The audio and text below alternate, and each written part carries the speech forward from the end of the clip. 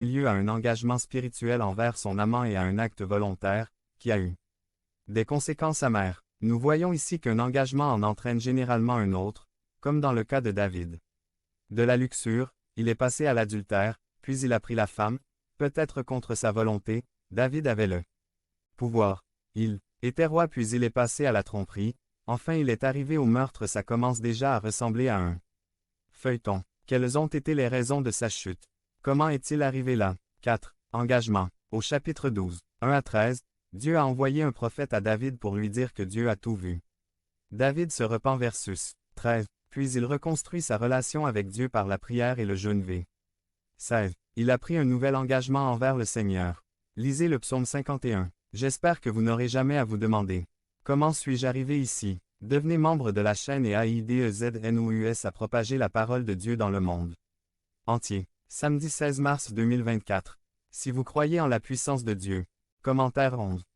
Un mariage d'excellence. Résumé. S'il existe un groupe de personnes qui devraient avoir des mariages réussis, nous sommes chrétiens et pourtant, beaucoup échouaient. Le mien a également subi les attaques de L', mais par la grâce du Seigneur nous sommes restés fermes. Autrement, par le Major Gerardo Balmori. Major Gerardo Balmori. L'armée du salut. Un mariage d'excellence 1 Pierre 3. 7. Il est impossible d'être un père qui réussit sans d'abord être un mari qui réussit.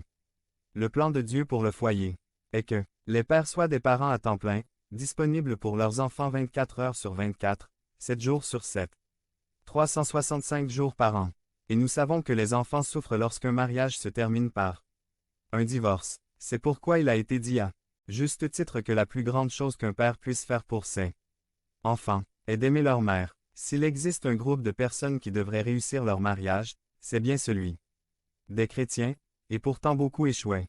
Le mien a également subi les attaques de l'ennemi. Mais par la grâce du Seigneur nous sommes restés fermes. Sinon, j'imagine l'effet terrible que cela aurait eu sur mes 2 enfants. Howard Hendricks a dit, si votre christianisme ne fonctionne pas chez vous, alors il ne fonctionne pas. Donc, si nous voulons être de bons parents, nous devons nous efforcer d'être de bons maris. Voyons ce que l'apôtre Pierre, un homme marié, a écrit à ce sujet. Vous aussi, maris, vivez sagement avec eux, rendant honneur à la femme comme au vase le plus faible, et comme co-héritier de la grâce de la vie, afin que vos prières ne sont pas gênées. Nous allons remarquer 4 ingrédients que les maris doivent apporter à notre relation avec nous. Femme. Un engagement solide. Vous, Maria. Un mari est un homme marié. Tout homme marié s'engage à être L', homme d'une seule femme. C'est un homme qui est déjà hors de circulation. Rappelons-nous que nous avons juré d'être l'un l'autre